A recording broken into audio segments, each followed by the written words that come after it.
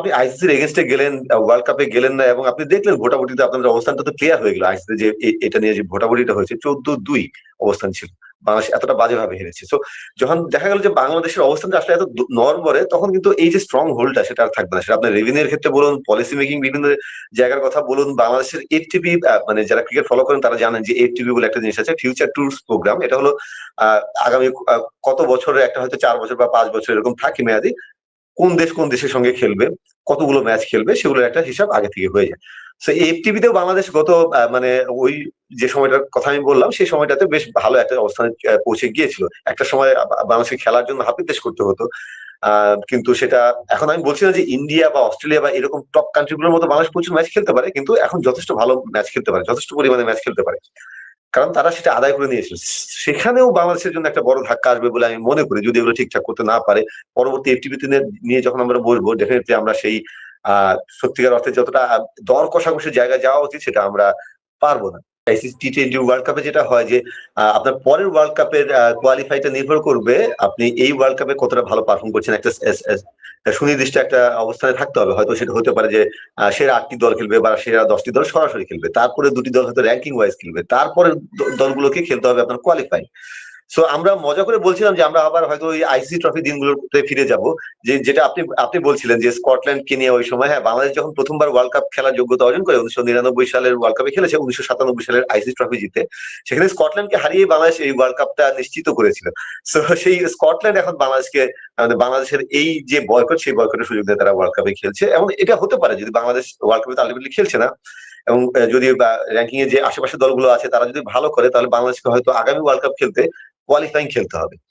তো কোয়ালিফাইং খেলাটা বাংলাদেশ এই টেস্ট খেলছে, বা বাংলাদেশ একটা টেস্টের কুলিন জায়গায় আছে 25 বছর 26 বছর ধরে, তারপর যদি কোয়ালিফাইং খেলতে হয়, এটা খুবই বিব্রতকর। এবং আমি খেলাধুলায় নর্মালি লজ্জা শব্দটা ইউজ করি না, কারণ আলটিমেটলি খেলাধুলাই তো, কিন্তু এইসব ঘটনা আসলে লজ্জাজনক যদি হয় সেটা। এবং বাংলাদেশ ক্রিকেট বোর্ড বিশ্বকাপে খেলতে কিছুতেই ভারত যাওয়া যাবে না এই সিদ্ধান্তে অনড় থাকার পর বাংলাদেশ ক্রিকেট দলের বদলে আইসিসি টি20 বিশ্বকাপে স্কটল্যান্ডকে খেলানোর সিদ্ধান্ত নিয়েছে। এরকম ঘটনায় যখন এখনো আলোচনা সমালোচনা, পক্ষে বিপক্ষে তর্ক চলছে বাংলাদেশে এবং ক্রিকেট দুনিয়ায়, তখন বাংলাদেশ ক্রিকেট বোর্ড আকস্মিকভাবে ঘোষণা দিয়েছে যে বাংলাদেশের ক্রিকেটার, তারকা ক্রিকেটার সাকিব আল হাসান, তিনি নাকি চাইলেই বাংলাদেশের জাতীয় দলে যোগ দিতে পারেন যদি তার সেই ফিটনেস এবং খেলার যে জায়গা, সেই জায়গায় আসবার সক্ষমতা থাকে। মানে কোথা থেকে হঠাৎ সাকিব আল হাসানকে দলে ঢোকানোর এই ঘোষণা দেওয়ার প্রয়োজনীয়তা অনুভব করলো বাংলাদেশ ক্রিকেট বোর্ড, এ নিয়েও এক বিস্ময়ের সৃষ্টি হয়েছে। আর পাকিস্তানের সাবেক ক্রিকেটার এবং নানাজন বলছেন যে বাংলাদেশের আইসিসি বিশ্বকাপে খেলতে না যাওয়ার এই সিদ্ধান্তের পাশে দাঁড়ানো উচিত পাকিস্তানের সাবেক ক্রিকেটার রশিদ লতিফ, তিনি বলছেন যে পাকিস্তানও যদি খেলতে না যায় ভারতে, তাহলে ভারতকে সে জায়গায় উগান্ডাকে খেলাতে হবে এবং তার ফলে একটা শায়েস্তা করার সুযোগ তৈরি হবে ভারতকে। এই সব নিয়ে আলাপে আমার সঙ্গে এখন সংযুক্ত হয়েছেন bdnews24.com এর ক্রীড়া সম্পাদক আরিফুল ইসলাম রনি। আপনাকে স্বাগত জানাই। হঠাৎ করে এই টি20 বিশ্বকাপের আগে তো মানে বিচিত্র সব ঘটনা শুরু হলো, মানে বাংলাদেশ শেষ পর্যন্ত ক্রিকেট খেলতে যাচ্ছে না বিশ্বকাপে, এই নিয়ে একরকমের এখনো একটা শকের মধ্যে যখন আছে বাংলাদেশের ক্রিকেটামোদী মানুষ, তখন হঠাৎ করে এখন বোর্ড বলছে যে সাকিব আল হাসান জাতীয় দলে চাইলে যোগ দিতে পারেন যদি তিনি ফিট থাকেন। সাকিব আল হাসান কেন টপিকে পরিণত হলেন? মানে ওনার টপিকটা আসলো কোত্থেকে? ওনার টপিকটা আসলো কোথেকে, এটা তো আমাদেরও প্রশ্ন।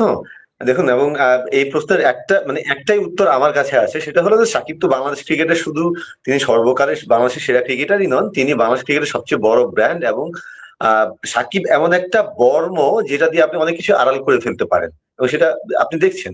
তো যেটা হয়েছে যে সাকিবকে সামনে আনা মানে, জানেন, সবাই জানে তারা, যে সাকিবকে নিয়ে কথা বলা মানেই সবকিছু আলোচনাটা ডাইভার্ট হয়ে যাবে, একটা ডিস্ট্রাকশন তৈরি হবে, এবং সেটাই আলটিমেটলি হয়েছে। আপনি যদি কালকে আমাদের যে প্রেস কনফারেন্সটা ছিল, সেখানে কিন্তু সবচেয়ে বেশি আলোচনায় থাকার কথা যে বাংলাদেশ, যেহেতু কালকে অফিসিয়াল ডিসিশনটা হয়েছে বাংলাদেশকে বাদ দেওয়ার, সেটা নিয়ে ডিসিশনটা হওয়ার কথা। প্লাস হলো যে বিসিবি এবং সরকার তারা বলেছিল যে তারা দে উইল কিপ ফাইটিং, তারা এটা নিয়ে লড়াই করে যাবে, কিন্তু আলটিমেটলি কালকে এই প্রেস কনফারেন্সে বলা হয়েছে যে বিসিবি আর কোনো লড়াই করবে না, বিসিবি কোনো আরবিট্রেশন বা কোনো লিগাল প্রসিডিউর যেগুলো আছে সেগুলো ফলো করবে না। সো তারা আইসিসি ডিসিশন মেনে নিয়েছে। সো এইসব নিয়ে সিদ্ধান্ত, এই যে বাংলাদেশ ক্রিকেট বোর্ডের অবস্থান, এইসব নিয়ে আলোচনা হওয়ার কথা বা এইসব নিয়ে প্রশ্ন হওয়ার কথা।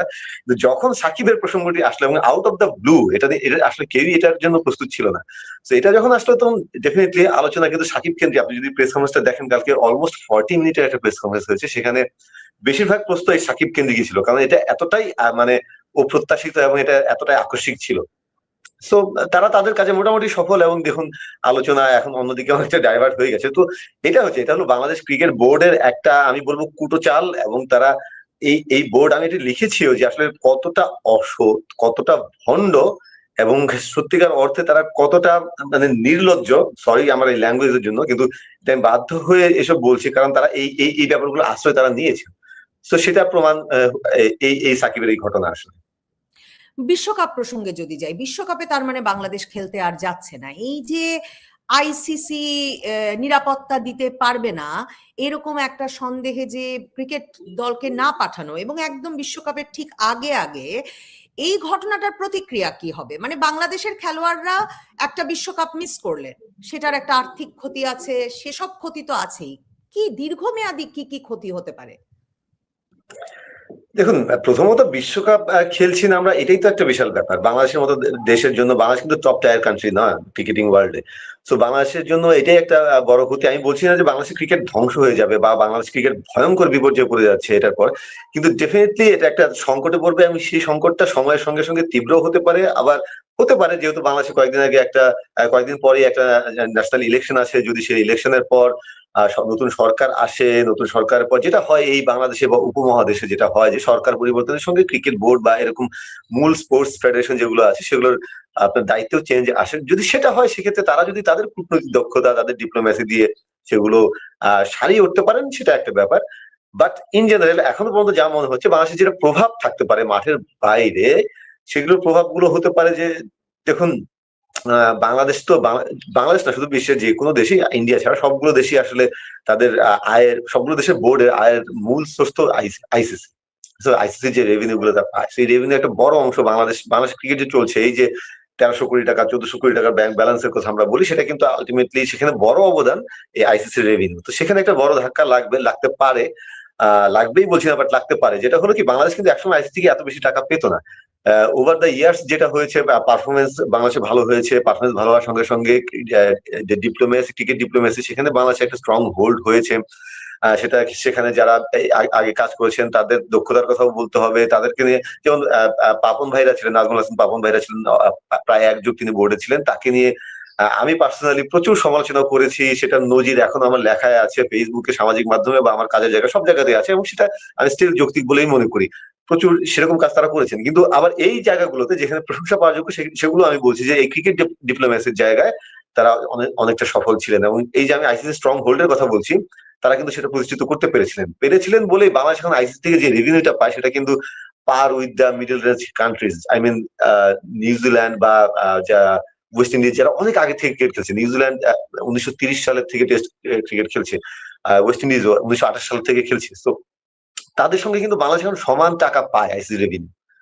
তো যখন এরকম একটা, যখন আপনি আইসিসির এগেনস্টে গেলেন, ওয়ার্ল্ড কাপে গেলেন না, এবং আপনি দেখলেন ভোটাভুটিতে আপনাদের অবস্থানটা তো ক্লিয়ার হয়ে গেল। আইসিসি যে এটা নিয়ে যে ভোটাভুটিটা হয়েছে, 14-2 অবস্থান ছিল, বাংলাদেশ এতটা বাজেভাবে হেরেছে। তো যখন দেখা গেল যে বাংলাদেশের অবস্থানটা আসলে এত নড়বড়ে, তখন কিন্তু এই যে স্ট্রং হোল্ডটা, সেটা আর থাকবে না। সেটা আপনার রেভিনিউর ক্ষেত্রে বলুন, পলিসি মেকিং বিভিন্ন জায়গার কথা বলুন। বাংলাদেশের এফটিপি, মানে যারা ক্রিকেট ফলো করেন তারা জানেন যে এফটিপি বলে একটা জিনিস আছে, ফিউচার ট্যুরস প্রোগ্রাম। এটা হলো আগামী কত বছরের একটা, হয়তো 4 বছর বা 5 বছর এরকম থাকে মেয়াদি, কোন দেশের সঙ্গে খেলবে, কতগুলো ম্যাচ খেলবে, সেগুলোর একটা হিসাব আগে থেকে হয়ে যায়। তো এই টিভিতেও বাংলাদেশ গত মানে ওই যে সময়টার কথা আমি বললাম, সেই সময়টাতে বেশ ভালো একটা অবস্থানে পৌঁছে গিয়েছিল। একটা সময় বাংলাদেশকে খেলার জন্য হাপিত্তেশ করতে হতো। কিন্তু সেটা এখন, আমি বলছি না যে ইন্ডিয়া বা অস্ট্রেলিয়া বা এরকম টপ কান্ট্রি গুলোর মতো বাংলাদেশ প্রচুর ম্যাচ খেলতে পারে, কিন্তু এখন যথেষ্ট ভালো ম্যাচ খেলতে পারে, যথেষ্ট পরিমাণে ম্যাচ খেলতে পারে, কারণ তারা সেটা আদায় করে নিয়েছিল। সেখানেও বাংলাদেশের জন্য একটা বড় ধাক্কা আসবে বলে আমি মনে করি, যদি এগুলো ঠিকঠাক করতে না পারে। পরবর্তী এফটিপিতে নিয়ে যখন আমরা বলবো, ডেফিনেটলি আমরা সেই সত্যিকার অর্থে যতটা দর কষাকষির জায়গায় যাওয়া উচিত, সেটা আমরা পারবো না। ক্রিকেটারদের কিন্তু আর্থিক ক্ষতিটা আমরা শুধু মানে এই ওয়ার্ল্ড কাপের জন্যই না। দেখুন, বাংলাদেশের বাস্তবতা এখন তো খুব বেশি স্টার ক্রিকেটার নেই। আমাদের 5 জন যে সিনিয়র ক্রিকেটার ছিলেন তারা যাওয়ার পরে স্টার কিন্তু শুধু আপনার ক্রিকেটিং পারফরমেন্স দেওয়া হয় না, স্টার কিন্তু ওভারঅল একটা অরা লাগে। তো সেটা সেখানে এখন একটা ঘাটতি আছে। কিন্তু এই জায়গাটায় যখন ওয়ার্ল্ড কাপ আসে বা বড় ইভেন্ট আসে তখন কিন্তু প্লেয়াররা এই ইভেন্ট গুলো তাকিয়ে থাকে, কারণ এই সময়টা তাদের স্পন্সরশিপটা মানে যেহেতু লোকের আগ্রহ থাকে, স্পন্সরদের আগ্রহ থাকে, তারা অনেক স্পন্সরশিপ তারা পায়। সেটা শুধু যে আমরা টিভিতে অ্যাড গুলো দেখছি তা না, তাদের কিন্তু অন্যান্য কিট স্পন্সর থাকে, ব্যাট স্পন্সর থাকে। এই মার্কি ইভেন্ট গুলো, বড় ইভেন্ট গুলোকে ধরেই এগুলো হয়। তো ডেফিনেটলি তারা এখানে শুধু এই ওয়ার্ল্ড কাপ না, এই ওয়ার্ল্ড কাপে ধরে যদি কন্ট্রাক্ট হতো সেটা কিন্তু একটা দীর্ঘমেয়াদী কন্ট্রাক্ট হতো, 1 বছর 2 বছর এরকম হতো। তো সেখানেও তারা লুজ করবে। তো অনেক ব্যাপারই আরো আসলে আছে, এবং যেটা বললাম যদি আইসিসি চায় তারা স্যাংশন দিতে পারে, সেটা আপনার মানিটারি স্যাংশন যেমন হতে পারে, আহ আর অন্যান্য জায়গার প্রেশার, ক্রিকেটিং প্রেশার, ক্রিকেট ওয়ার্ল্ডে একঘরে হয়ে যাওয়া, অনেক ব্যাপারই আসতে পারে, যেগুলো আমি বলছি না যে হবেই, কিন্তু অনেকগুলো শঙ্কা বা চোখ রাঙানি আছে। মানে আপনি ক্রিকেট ডিপ্লোম্যাসির কথা বলেছেন, ক্রিকেট কূটনীতির কথা বলেছেন, মানে বাংলাদেশের তো আসলে ক্রিকেট বিশ্বে ওয়ান ডে স্ট্যাটাস পাওয়া থেকে টেস্ট স্ট্যাটাস পাওয়া, ওই পুরো সময়টার কথা যদি মনে করি, ওটা পুরোটাই একটা ক্রিকেট, মানে মাঠে ক্রিকেটাররা খেলেছেন, তার চেয়ে অনেক বেশি খেলা হয়েছে আসলে কূটনৈতিক পর্যায়ে। সাবের হোসেন চৌধুরী, জাগমোহন ডালমিয়ার মধ্যকার সম্পর্ক, সেসবের কথা যদি মনে করি, তো এখন যে অবস্থাটা কত খারাপ তার তো প্রমাণ এই 14-2 ভোট। মানে আপনি কাউকে দলে নিলেন না, আপনি গোয়ারের মতো বললেন আমি খেলতে যাব না ভারতে, এবং তারপর কোনো ক্রিকেটিং নেশন আপনাকে সমর্থন দিলেন না। এখন আমি দেখছিলাম অনেকে এ ধরনের শঙ্কা লিখছেন, আমি জানি না জেনে লিখছেন বুঝে লিখছেন কিনা, যে আপনি যেমন বলছিলেন যে একদিকে তো ট্যুর কমে যাবে বাংলাদেশে, তারপর আগামীতে আইসিসির কোনো ইভেন্ট স্পন্সর করার ক্ষেত্রেও, বা স্পন্সর তো না, হোস্ট করার ক্ষেত্রেও বাংলাদেশকে নেওয়া হবে না। মানে আইসিসি বিশ্বকাপ ভারত বাংলাদেশের মধ্যে ভাগাভাগি করে হবে, এর কোনো সম্ভাবনা হবে না। এসবের সম্ভাবনা দেখেন কিনা? আর আমার স্কটল্যান্ডের নাম দেখে রনি সবচেয়ে বড় যেটা মনে পড়েছে, যে একটা সময় আমি খুব ভালো মতো মনে করতে পারি, মানে আমার জ্ঞান বাংলাদেশ ক্রিকেটেই শুরু, বাংলাদেশ ক্রিকেটেই শেষ, যে স্কটল্যান্ড কেনিয়ার সাথে আমরা খেলছি, যদি জিতি তাহলে আমরা খেলতে পারবো, কোয়ালিফাই করব, না হলে কোয়ালিফাই করব না। তো এই যে স্কটল্যান্ড ঢুকে গেল এখন, এরপর কি আমরা সবসময় অটোমেটিক্যালি ঢুকবো, নাকি নানা সময় আমাদের এখন কোয়ালিফাইং এর ঝামেলা টামেলায় পড়তে হবে? এসব নিয়েও শঙ্কা দেখছিলাম। হ্যাঁ, না, এটা এটা এটা আছে। যেমন আপনার আইসিসি টি-20 ওয়ার্ল্ড কাপে যেটা হয় যে আপনার পরের ওয়ার্ল্ড কাপের কোয়ালিফাইটা নির্ভর করবে আপনি এই ওয়ার্ল্ড কাপে কতটা ভালো পারফর্ম করছেন। একটা সুনির্দিষ্ট একটা অবস্থানে থাকতে হবে। হয়তো সেটা হতে পারে যে সেরা 8টি দল খেলবে বা সেরা 10টি দল সরাসরি খেলবে, তারপরে 2টি দল হয়তো র্যাঙ্কিং ওয়াইজ খেলবে, তারপরে দলগুলোকে খেলতে হবে আপনার কোয়ালিফাই। সো আমরা মজা করে বলছিলাম যে আমরা আবার হয়তো ওই আইসিসি ট্রফি দিনগুলোতে ফিরে যাব, যে যেটা আপনি আপনি বলছিলেন যে স্কটল্যান্ড কে নিয়ে ওই সময়। হ্যাঁ, বাংলাদেশ যখন প্রথমবার ওয়ার্ল্ড কাপ খেলার যোগ্যতা অর্জন করে 1999 সালের ওয়ার্ল্ড কাপে খেলেছে, 1997 সালের আইসিসি ট্রফি জিতে, সেখানে স্কটল্যান্ডকে হারিয়ে বাংলাদেশ এই ওয়ার্ল্ড কাপটা নিশ্চিত করেছিল। সো সেই স্কটল্যান্ড এখন বাংলাদেশকে, বাংলাদেশের এই যে বয়কট, সেই বয়কটের সুযোগ দিয়ে তারা ওয়ার্ল্ড কাপে খেলছে। এবং এটা হতে পারে যদি বাংলাদেশ ওয়ার্ল্ড কাপে আলটিমেটলি খেলছে না, এবং যদি র্যাঙ্কিং এ যে আশেপাশে দলগুলো আছে তারা যদি ভালো করে, তাহলে বাংলাদেশকে হয়তো আগামী ওয়ার্ল্ড কাপ খেলতে কোয়ালিফাইং খেলতে হবে। তো কোয়ালিফাইং খেলাটা বাংলাদেশ এই টেস্ট খেলছে, বা বাংলাদেশ একটা টেস্টের কুলিন জায়গায় আছে 25 বছর 26 বছর ধরে, তারপর যদি কোয়ালিফাইং খেলতে হয়, এটা খুবই বিব্রতকর। এবং আমি খেলাধুলায় নর্মালি লজ্জা শব্দটা ইউজ করি না, কারণ আলটিমেটলি খেলাধুলাই তো, কিন্তু এইসব ঘটনা আসলে লজ্জাজনক যদি হয় সেটা। সো ডেফিনেটলি সেটা বাংলাদেশের জন্য একটা বড় ধাক্কা হবে। ক্রিকেট কূটনীতির জায়গায় বাংলাদেশ চূড়ান্ত ভাবে ফেল করেছে। আপনি রাইটলি সেইড যে বাংলাদেশ যখন টেস্ট মর্যাদা পেয়েছিল তখন কিন্তু সেটা পুরোপুরি ছিল ক্রিকেট কূটনীতি। হ্যাঁ, দুই একটি 1-2 পারফরমেন্স, একটা অড পারফরমেন্স বাংলাদেশকে হেল্প করেছিল, যেটা হতে পারে আপনার 99 বিশ্বকাপে পাকিস্তানকে হারানো, বা এই ধরনের দু একটি রেজাল্ট হেল্প করেছিল। কিন্তু বাংলাদেশ মানে টেস্ট, তখন টেস্ট খেলার যে ক্রাইটেরিয়া হওয়া উচিত সেখানে বাই ফার অনেকটা পেছনে ছিল। এটা নিয়ে কোনো ডাউট নেই, গোটা ক্রিকেটিং ওয়ার্ল্ড জানে সেটা। সেই সময় সাবের ভাই সৈয়দ আশরাফুল হোসেন ছিলেন তখন সাধারণ সম্পাদক, তিনি এবং জাগমান ডালমিয়ার একটা বড় ভূমিকা ছিল। তারা সত্যিকার অর্থেই তারা ক্রিকেট সংগঠক। এবং এই প্রসঙ্গে একটু বলে রাখি, এখন যদি এমন হতো যে সত্যিকার অর্থে ক্রিকেট সংগঠক যারা, সেটা শুধু ভারতে না, আমি বাংলাদেশের কথা বলছি, বাংলাদেশ এবং ভারত দুই জায়গায়, বা এই উপমহাদেশে সত্যিকার ক্রিকেট সংগঠকটা যদি থাকতো, তাহলে আজকে কিন্তু এই অবস্থা হতো না। সবকিছু সূত্রপাত তো আসলে মুস্তাফিজকে ঘিরেই। মুস্তাফিজকে নিয়ে যে ঘটনাটা হয়েছে, এখানেও আমি একটু বলে রাখি এই প্রসঙ্গে, যে মুস্তাফিজের ক্ষেত্রে যেটা হয়েছে সেটা কোনোভাবে একসেপ্টেবল না, এটা হতে পারে না। আপনি মানে কোনো ক্রিকেটিং টার্মসে বা কোনো স্পোর্টস টার্মসে বা কোনোভাবে একটা কমন নর্মাল টার্মসে আপনি এটাকে মেনে নেওয়ার মতো না। আমি সেই কারণেই বলছি যে এখন তো আসলে ক্রিকেটটা যারা চালায় তারা তো সত্যিকার অর্থে ক্রিকেটের চেয়েও, বা এই স্পোর্টস এর যে মেন্টালিটি, এটার চেয়েও তাদের আসলে অন্যান্য স্টেক গুলো বেশি, অন্যান্য স্বার্থগুলো বেশি। এই জন্য যদি একজন জাগমোহন ডালমিয়া এখন ভারতীয় বোর্ডে থাকতেন, কিংবা রাজ সিং দুঙ্গাপুর ছিলেন, তারা সত্যি অর্থে ক্রিকেট সংগঠক। তারা থাকতে এই সংকট এতদূর আসছে না।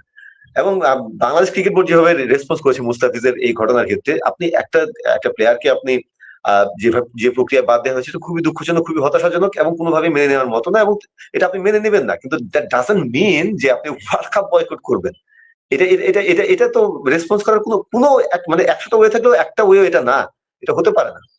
সো এই জন্যই সত্যিকার ক্রিকেট সংগঠকরা যদি এখানে থাকতেন, তাহলে এই ব্যাপারগুলো হতো না। এবং ক্রিকেট ডিপ্লোমেসিতে বাংলাদেশ ফেল করেছে। আপনি যখন ইউর ফার্স্ট মুভ কান বি ইউর আলটিমেট মুভ, এটা হতে পারে না, তাই না? আপনি যে ডিপ্লোমেসির ক্ষেত্রে কিন্তু এটা আপনি শিওর জানেন যে আপনি প্রথম থেকেই অনর আমি ওয়ার্ল্ড কাপ খেলবো না, তাহলে তো বার্গেইনের কোনো পয়েন্ট থাকে না এখানে।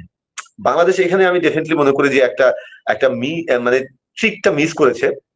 এবং যেটা হতে পারতো যে আসলে বাংলাদেশ এখানে প্রসিডিওর যদি মেনটেন করতেন, আপনি এখানে ভারতে একটা সিকিউরিটি অবজারভেশন টিম পাঠান, তারা দেখবে সিকিউরিটি কেমন, যেটা বাংলাদেশে রেগুলার আসে, শুধু ওয়ার্ল্ড ইভেন্টে না, বাংলাদেশের যে কোনো দ্বিপাক্ষিক সিরিজ খেলতে হলেও এই অস্ট্রেলিয়া, ইংল্যান্ড, এই যে কুলিন দেশগুলো আছে, ইন্ডিয়া, তারা কিন্তু সিকিউরিটি টিম আগে আগে পাঠিয়ে দেয়, তারা দেখে একটা অবজারভেশন করে যায়। তো বাংলাদেশ যদি সেটা পাঠাতে পারতো, সেটা কিন্তু একটা ভিক্টরি হতো নবনীত। আপনি আপনি আপনি নিশ্চয়ই এটা বুঝবেন যে কখনো কখনো 100%ই আপনি পাবেন সেটা কিন্তু না, কখনো কখনো 60, 70, 50%, 60% পাওয়াটাও কিন্তু অনেক বড় ভিক্টরি। আপনার বুঝতে হবে আমি কার সঙ্গে লড়ছি, আমি কতটুকু পেতে পারি। তো বাংলাদেশ যদি একটা সিকিউরিটি টিম ইন্ডিয়াতে পাঠাতে পারতো, ইন্ডিয়া তারা দেখে এসে একটা রিপোর্ট দিতেন, তখন কিন্তু আপনার একটা স্ট্রং হোল্ড থাকতো, আপনি বলতে পারতেন। প্রথমত ইন্ডিয়াতে একটা সিকিউরিটি টিম পাঠানো আমাদের জন্য অনেক মোরাল একটা ভিক্টরি হতো ডেফিনেটলি। তারপর আমি সেই সিকিউরিটি টিমের অবজারভেশনের উপর আমি বলতে পারতাম যে আমার সিকিউরিটি টিম আমাকে বলেছে যে এখানে যাওয়াটা এতটাই অনিরাপদ, তখন আমি সেটা আইসিসিতে প্লেস করতে পারতাম। কিন্তু যেটা হয়েছে, বাংলাদেশ কিন্তু একদম মুস্তাফিজকে ঘিরেই ছিল। বাংলাদেশ যত দাবি দাওয়া করেছে যে আমাদের একটা প্লেয়ারকে তোমরা নিরাপত্তা দিতে পারছো না, তাহলে গোটা দেশকে, গোটা দলকে কিভাবে নিরাপত্তা দিবে, এটা কিন্তু আপনি ইন্ডিয়ার সঙ্গে বার্গেন পয়েন্ট হতে পারে, আইসিসির সঙ্গে এটা বার্গেনিং পয়েন্ট হতে পারে না। এবং আইসিসি কিন্তু সেটাই বারবার তাদের যে অফিসিয়াল প্রেস লিস্ট আপনি যদি খেয়াল করেন, সেটা তারা উল্লেখ করেছে যে বাংলাদেশের সব দাবি দেওয়া ছিল একটা সার্টেন প্লেয়ার, তারা মুস্তাফিজের নাম উল্লেখ করেনি, কিন্তু বলেছে যে একটা সার্টেন প্লেয়ার তাদের ডোমেস্টিক ক্রিকেটে খেলতে পারছে না, সেটা ঘিরে বাংলাদেশের সব আবদার বা দাবি বা চাওয়া ছিল। তো এটা তো তারা আইসিসি মানবে না, আপনাকে আইসিসি কে কিন্তু কনভিন্স করতে হবে যে বাংলাদেশের জন্য ভারতের যাওয়াটা অনিরাপদ। এই জায়গাটায় কিন্তু আমাদের যারা ক্রিকেট ফলোয়ার অনেকেই আছেন, যাদের আসলে ভারত বিরোধী একটা মনোভাব এখন বাংলাদেশে আছে, আপনি জানেন, কিংবা নর্মাল ক্রিকেট ফলোয়ার অনেকেই বুঝতে পারছেন না যে আমরা যারা ভয়েসটা রেজ করছি তারা কোন জায়গাটা করছি। আমরা তো বলছি না যে বাংলাদেশ দলকে ভারতে যেতেই হবে, আমরা বলছি যে এটা প্রতিষ্ঠিত করতে হবে যে ভারতে বাংলাদেশ দলের জন্য খেলা অনিরাপদ। সেটা প্রতিষ্ঠিত করার পয়েন্ট গুলো বাংলাদেশ ক্রিকেট বোর্ড বা বাংলাদেশ সরকার মিস করেছে, করতে পারেনি। তো তারা যদি সিকিউরিটি টিম পাঠাতো, তখন আমার কিন্তু একটা বলতে পারতাম যে হ্যাঁ, আমাদের সিকিউরিটি টিম বলেছে, ভারত পরিদর্শন করে এসে, পর্যবেক্ষণ করে এসে বলেছে যে তাদের জন্য এটা কতটা অনিরাপদ। তখন আপনি আইসিসিতে কিন্তু একটা সেটা তুলে ধরতে পারতেন। কিন্তু তারা সেই মুস্তাফিজের দাবিতেই ছিল, এবং তারা কিছু ওই ইন্ডিয়ার যেসব কিছু নিউজ হয়েছে সেগুলো লিঙ্ক গুলো দিয়েছে। মানে একদম আইসিসি কে এবং ভারতকে একইভাবে দেখেছে। মানে এটা হচ্ছে জাতিসংঘ আর আমেরিকাকে একভাবে দেখলাম, এরকম আর কি ব্যাপারটা, যে আইসিসির একটা ইভেন্ট যেখানে তারা নিরাপত্তা গ্যারান্টি দিচ্ছে, কিন্তু ঝগড়াটা করে গেছে আসলে ভারত সরকারের সঙ্গে বাংলাদেশ সরকার। তো সেই প্রশ্নটা মাথায় রেখে, মানে এটা একটা কারণ কিনা, কারণ আমি তো প্রথম আলোতেও পড়েছি যে ভারতকে এই মানে যুদ্ধে হারিয়ে দেওয়ার একটা উপায় হচ্ছে পাকিস্তান যদি বয়কট করে ফেলে, পাকিস্তান নাকি আমাদের পাশে এসে দাঁড়াবে। মানে আপনারা তো তার মানে মিডিয়ায়ও তো আমরা এই ধরনের কথাবার্তা শুনেছি। পাকিস্তান তো এই কথা একদম মাথায় নিল না। অপারেশন সিন্দুরের পরেও তারা ভারতের সঙ্গে ক্রিকেট খেলছে, মানে যুদ্ধ হয়ে গেল তো 24 মেতে, না?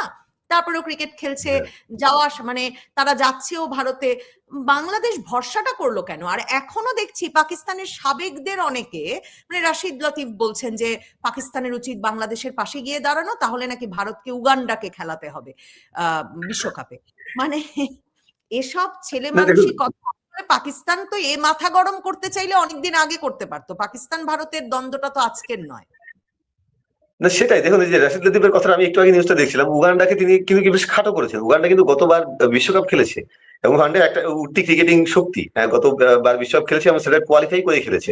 এবং তিনি যে অর্থে বলেছেন যে আসলে যদি এখন পাকিস্তান না খেলে, র্যাঙ্কিং অনুযায়ী উগান্ডা হলো নেক্সট চয়েস, সো উগান্ডা খেলবে। সো উগান্ডার সঙ্গে খেলবে। উগান্ডা তো ভাই র্যাঙ্কিং একটা জায়গায় আছে বলেই তারা খেলবে। তারা তো এমন কোন মানে সেরকম কোন নগণ্য দেশ না, তো তারা তুচ্ছ তাচ্ছিল্য অর্থে তারা ব্যবহার করেছে, এবং এটা আমি মনে করি তাদের চরিত্রই এটা। তা পাকিস্তান এখন যেটা করছে নবনীতা, সেটা হলো যে দুটো দেশের, প্রতিবেশী দেশের আগুন লেগেছে, এবং দুটো দেশের সঙ্গে তো তাদের হিস্ট্রি আছে। তাদের আপনি মানে ভারত তাদের আর্চ রাইভাল, চিরপ্রতিদ্বন্দ্বী, এবং বাংলাদেশের সঙ্গে তাদের বিটার একটা হিস্ট্রি আছে। তো দুটো প্রতিবেশী দেশের আগুন লেগেছে, তারা এখন সেই আগুনে আলু পোড়া খেতে যাচ্ছে। তাছাড়া আসলে তাদের এখানে কোনো ব্যাপার নেই। তারা আপনিও জানেন আল্টিমেটলি যদি যারা বয়কট করে, আমি ধরে নিলাম বয়কট করে, আমি খুবই অবাক হবো যদি সত্যিকার অর্থে তারা করে। তারপর সেখানে তাদের স্বার্থ আছে, তারা ডেফিনেটলি সেই স্বার্থের ক্ষেত্রেই করবে। আমি মোটামুটি শিওর তারা করবে না, কিন্তু তারপরে বলছি তর্কের খাতিরে ধরে নিচ্ছি যে যদি করে তাদের সেইটার মানে তারা বাংলাদেশকে খুব ভালোবেসে একদম বাংলাদেশের পাশে দাঁড়িয়ে এরকম করছে, ব্যাপারটা কিন্তু তা নয়। তো বাংলাদেশ, আমি জানি না যে তাদেরকে মানে বা পিসিবি কে কবে থেকে এত বড় মিত্র ভাবা শুরু করলে, এটা আমি কখনো আগে দেখি না। এটা হলো যে এই গত কিছুদিন ধরেই দেখছি আর কি। এবং সেটাও আসলে ক্রিকেট ওয়ার্ল্ডে খুব রং একটা মেসেজ গিয়েছে যখন পাকিস্তানের সঙ্গে বা পিসিবির সঙ্গে বিসিবির এই যে দহরম মহরম কথাটাই বলবো, কারণ ব্যাপারটা সেই পর্যায়ে গেছে। সেটা যে গোটা ক্রিকেটিং ওয়ার্ল্ডও খুব ভালোভাবে নেয়নি, সেটা কিন্তু ভোটাভুটিতেই প্রমাণ। আপনি আবার আপনার আগের প্রশ্নটা একটু ফিরে যায়, যে আমি যখন যুদ্ধে নামবো, আমি যখন এইভাবে একটা স্ট্রং হোল্ড নিলাম যে কোনোভাবেই আমি ভারতে যাব না, তখন কিন্তু আমার মূল কাজ ছিল যে আমার পক্ষে আমি কতজনকে আনতে পারি। কারণ আইসিসিতে আলটিমেটলি যাবে ব্যাপারটা, তাই না? সো 2 সপ্তাহের বেশি সময় পেয়েছে বিসিবি বা বাংলাদেশ সরকার, তারা কিন্তু একজনকেও পক্ষে আনতে পারেনি। আমি বলছি না যে ভোটাভুটিতে বাংলাদেশকে জিততেই হতো, কিন্তু 14-2 তো লজ্জাজনক, দেশের জন্য ভাই লজ্জাজনক। তুমি 5জনকে অন্তত আনো, 7জন কেন, 5জনকে আনো, তাহলে আমি বলতে পারতাম না হ্যাঁ ঠিক আছে।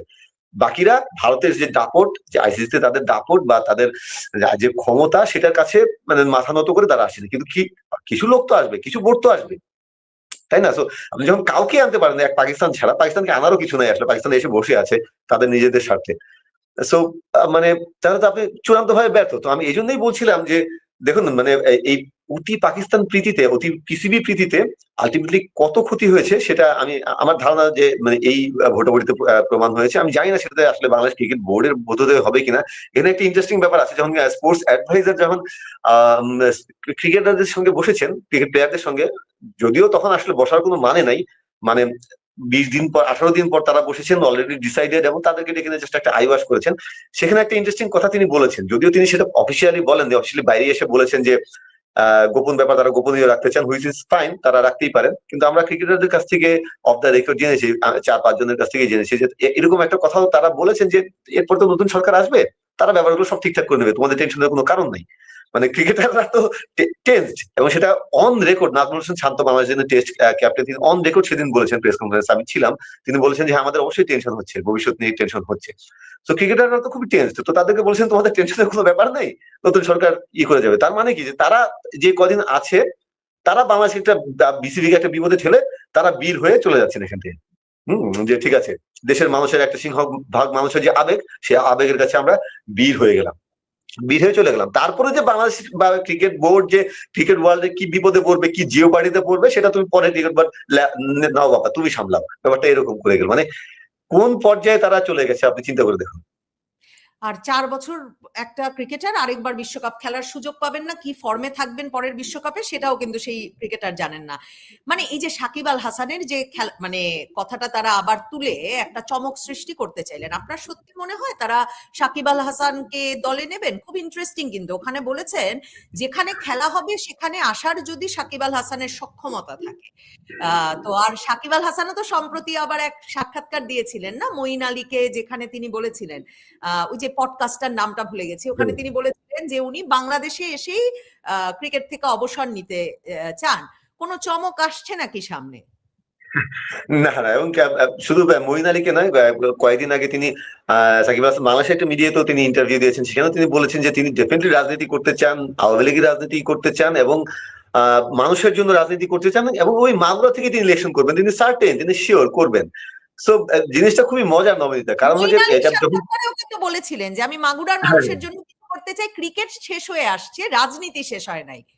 এক্স্যাক্টলি এক্স্যাক্টলি এক্স্যাক্টলি ক্রিকেটিং ক্যারিয়ারতে তিনি এখন তার একদম গোধূলিতে চলে এসেছেন, এমনিতেও তিনি তো জানেন। তো যেটা হলো যে আমাদের মজার ব্যাপারটা হলো, কালকে যখন প্রেস কনফারেন্সে তো আমার থাকার কথা ছিল, মানে একটা কারণে থাকতে পারিনি, কিন্তু আমি যখন দেখছিলাম, যখন আমি ভিডিও দেখছিলাম, তখন ইনস্ট্যান্ট আমার মাথায় যেটা এসেছে, ওখানে প্রেস কনফারেন্সে জনকেন্দ্র প্রেস কনফারেন্স ছিল, ওখানে আমার কলিগ যারা ছিল তাদের মাথায়ও সেটা এসেছে, তারা সেই প্রশ্ন করেছেন। এবং তারপরে আমি সোশ্যাল মিডিয়াতে দেখলাম যাদের সঙ্গে কথা বলছি সবাই সার্টেন, মানে এখানে অনেক ব্যাপার আছে না যে একটু ডিভাইডেড হয়ে যায়, এখানে মোটামুটি ডিভাইডেশন নাই, সবাই মোটামুটি সার্টেন যে কেন সাকিবের প্রসঙ্গটা এখানে আনা হয়েছে। আমি অলরেডি সেটা লিখেছি। যিনি বলেছেন, কালকে 3জন বোর্ড ডিরেক্টর ছিলেন সেই প্রেস কনফারেন্সে, যিনি স্পেশালি সাকিবের ব্যাপারটা মিডিয়া চেয়ারম্যান শুরুতে বলেছেন, তারপরে আরেকজন বোর্ড ডিরেক্টর আসিফ আকবর, যিনি একজন গায়ক আপনারা জানেন, তিনি বলেছেন যে তার সঙ্গে নাকি সাকিবের যোগাযোগ হচ্ছে, এবং সেই তিনি ব্যাপারটা এই প্রসঙ্গটা তুলেছেন এবং সাকিবকে তারা খেলাতে চান। তার আজকে একটা ভিডিও ক্লিপ আমি ফেসবুকে পোস্ট করেছি। কিছুদিন আগে তিনি বলেছেন যে সাকিব আল হাসানকে বাংলাদেশের ক্রিকেট খেলতে হলে তাকে আগে অনুতপ্ত হতে হবে। একদম তার ভাষায় বলছি, আসিফ আকবরের ভাষা, তাকে অনুশোচনা করতে হবে এবং তিনি যে রাজনীতিটা করেছেন সেটা নিয়ে তাকে অনুতপ্ত হতে হবে। তাকে বলতে হবে এভাবে যে আমার দল খুন করেছে, আমি তো খুন করিনি, আমার দল খুন করেছে, আমি খুন করিনি। তো তাকে কিছু একটা হয়ে আসতে হবে, কোনোভাবে একটা প্রসিডিওর করে আসতে হবে, তাছাড়া বাংলাদেশে সাকিব আল হাসান ক্রিকেট খেলতে পারবেন না। আসিফ আকবর বলেছেন। সাকিব কি সেটা করেছেন? মানে সেই সিচুয়েশন কি চেঞ্জ হয়েছে? সেই আসিফ আকবর কালকে আবার বলছেন যে না, তাদের কাছে নাকি ক্রিকেটার সাকিবই আগে। সাকিবের যা ব্যক্তিগত যত ইস্যু আছে সেগুলো সরকার দেখবে, বোর্ড প্রেসিডেন্ট সরকারের সঙ্গে আলাপ করবেন, সেটা নাকি তাদের ব্যক্তিগত ব্যাপার। তারা ক্রিকেট বোর্ড তারা চায় যে সাকিব যাতে খেল। মানে তারা কি মানুষকে কি গরু, গাধা, ছাগল মনে করেন? মানুষ ঘাস খায়? মানে তারা বোঝে না যে কি, মানে তারা কি বলছেন? মানে সাকিবের কোন অবস্থানে বদল হয়েছে? বা আমি সেইটা তর্কে যাচ্ছি না যে অবস্থান ভুল কি খারাপ, তিনি যেটা বলেছেন, তারপর তো কোনো চেঞ্জ হয়নি, তাই না? তারা এই জিনিসটা তুলেছেনই আসলে পুরো ব্যাপারটা ধামাচাপা দেওয়ার জন্য, এই যে বিশ্বকাপ রিলেটেড যে ইস্যু যেটা, সেটা ধামাচাপা দেওয়ার জন্য। শুধু তাই নয়, বাংলাদেশ ক্রিকেট বোর্ডের অবস্থা নবনীতা, আমি অন রেকর্ড বলছি, বাংলাদেশ ক্রিকেট বোর্ডের অবস্থা স্মরণকালের সবচেয়ে নাজুক। সেটা শুধু এই আইসিসির ঘটনার কারণে নয়। আপনি জানেন না, কালকে একজন বোর্ড ডিরেক্টর পদত্যাগ করেছেন, খুব ইনফ্লুয়েন্সিয়াল একজন বোর্ড ডিরেক্টর। তিনি তার পার্সোনাল রিজনস দেখিয়েছেন, কিন্তু আমরা জানি যে তিনি সবকিছু নিয়ে এত বিরক্ত, বাংলাদেশ ক্রিকেটে যেভাবে রান হচ্ছে, যেভাবে চলছে, সেটা তিনি এত বিরক্ত, তিনি থাকতে পারছেন না, তিনি পদত্যাগ করেছেন। আরো দুই একজন ডিরেক্টর পদত্যাগ করবেন বলে ধারণা, তারাও বিষয়টা বিবেচনা করছেন। কয়েকদিন আগে বোর্ড প্রেসিডেন্টের সামনে দুজন সিনিয়র বোর্ড ডিরেক্টর অলমোস্ট হাতাহাতিতে জড়িয়ে পড়েছিলেন। একটা তর্কাতর্কির এক পর্যায়ে অলমোস্ট হাতাহাতি হয়ে যাওয়ার মতো অবস্থা। বোর্ডে কে কিভাবে চলছে, কে কি বলছে, আপনি দেখতেই পাচ্ছেন যে কে কি বলছে তার কোনো জবাবদিহিতা নাই।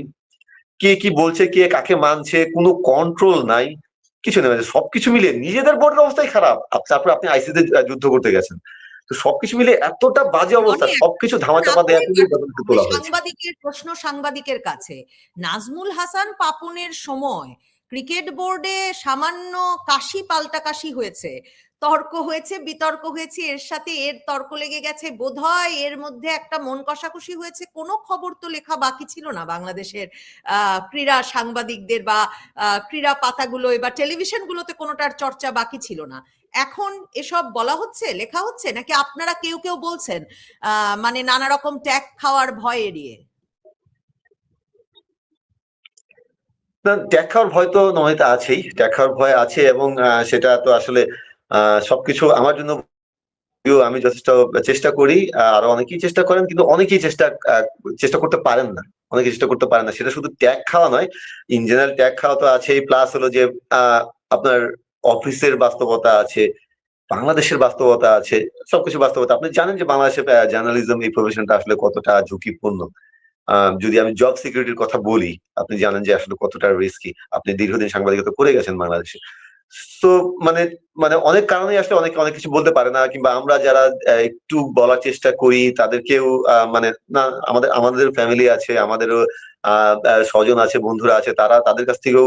আমি কিছুদিন আগে বাড়িতে গিয়েছিলাম, আমাকে এমন অনেকের সঙ্গে দেখা হচ্ছে যার সঙ্গে হয়তো খুব বেশি আলোচনা নেই, তিনিও বলছেন যে এত কথা বলার কি দরকার। তামিম ইকবালও তো ভারতের দালাল হয়ে গেলেন হঠাৎ।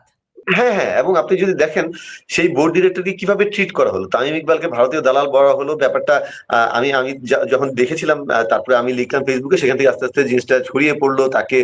তার বিরুদ্ধে তারপর ব্যবস্থাটা কি নেওয়া হবে? আপনি একজন former national captain, national cricketer, আমাদের ন্যাশনাল প্রাইড, তাকে আপনি সিম্পলি তার সঙ্গে আপনার জাস্ট তার হয়তো মতামতটা মিলে নেই। এবং তামিম কিন্তু তখন একবারও কোথাও বলেন যে ভারতের বাংলাদেশকে যেতেই হবে। তিনি বলেছিলেন যে একটু চিন্তা ভাবনা করে ডিসিশন নিতে। যে চিন্তা ভাবনাগুলোর কথা তামিম বলেছিলেন সেগুলো কিন্তু আলটিমেটলি রিফ্লেকশন আপনি দেখেছেন আইসিসির ভোটাভুটিতে বা ফুল রেজাল্টে, আপনি রিফ্লেকশনটা কিন্তু দেখেছেন। তামিম এই জিনিসগুলো চিন্তা করার কথা বলেছিলেন। তিনি একবার বলেননি যে ভারতে যেতেই হবে, তিনি বলেছিলেন যে ভেবে চিন্তা ডিসিশন নিতে। তার প্রেক্ষিতে একজন বোর্ড ডিরেক্টর, তার ভাষা হলো সাধারণ ফেসবুকারদের মতো, বা একদম পাড়ার মোড়ে চায়ের দোকানে যেভাবে আপনি ঝগড়া করবেন সেরকম একটা ভাষা তিনি বলার পর সেই বোর্ড ডিরেক্টরকে বীর প্রমাণ করা হলো। সাধারণ মানুষ করবে, জেনারেল ফেসবুকাররা করবে, আমি সেখানে কোনো দোষে দেখি না। উইদিন দ্য ক্রিকেট বোর্ড, এই আসিফ আকবর বা তার আশেপাশে যারা আছেন তারা তাকে বীর প্রমাণ করলেন, এই নাজমুল ইসলামকে। তার কয়েকদিন পর তাকে, আমি তখন সিলেটে ছিলাম, বিপিএল খেলা চলছিল, সিলেটে তাকে পাঠানো হলো প্রাইজ গিভিং সেরেমনিতে। এতদিন কিন্তু তাকে দেওয়া হয়নি, আমরা তার চেহারাও দেখিনি। যখন এম নাজমুল ইসলামের ওই ফেসবুক স্ট্যাটাসটা আমি দেখলাম, তার আগে পর্যন্ত আমি তাকে চিনতাম না। তিনি একজন board director, to be honest আমি তাকে চিনতাম না। এবং তার চেহারাও জানতাম না। তো ও তাকে পাঠানো হলো প্রাইজ গিভিং সেরেমনিতে। তার মানে তুমি তাকে কি মেসেজটা দিচ্ছ যে হ্যাঁ তুমি একদম বীরের কাজ করেছো, ঠিক আছে, মেসেজটা দিচ্ছ। তারপর যখন মিডিয়া ব্যাকল্যাশ এত হলো, তখন তাকে এবং ওই প্লেয়ারদেরও পক্ষ থেকে অনেক কিছু বলা হলো, তখন তাকে আলটিমেটলি অব্যাহতি দেওয়া হলো, বা তাকে ওই জাস্ট তার কমিটি থেকে, পরিচালক পদ থেকে না, তার কমিটি থেকে অব্যাহতি দেওয়া হলো। তাও সেটা কখন? যখন তিনি ক্রিকেটারদের, গণহারে ক্রিকেটারদের নিয়ে খুব বাজে কথা বললেন, চরম আপত্তিজনক কথা। এটা কোনো সভ্য দেশে হলে, কোন সভ্য ক্রিকেট বোর্ডে হলে তিনি এখন পরিচালক থাকতেন না, কোনোভাবেই না নবনীতা। কিন্তু বাংলাদেশ তাকে পুরস্কৃত করা হয়েছে। পুরস্কৃত করার পর যেটা হলো যে দেখুন তিনি তো এখন বীর হয়ে গেছেন এই দেশে। তো এটা তো অ্যাবসার্ড, আপনি কল্পনা করতে পারেন এখন যে কোনো দেশের ক্রিকেট বোর্ডে একজন ফরমার ক্যাপ্টেনকে, ফরমার ন্যাশনাল প্লেয়ারকে এইভাবে বলার পরও তিনি এখন বহাল তবিয়তে আছেন। বাংলাদেশ বলেই সম্ভব। অসংখ্য ধন্যবাদ আরিফুল ইসলাম রনি।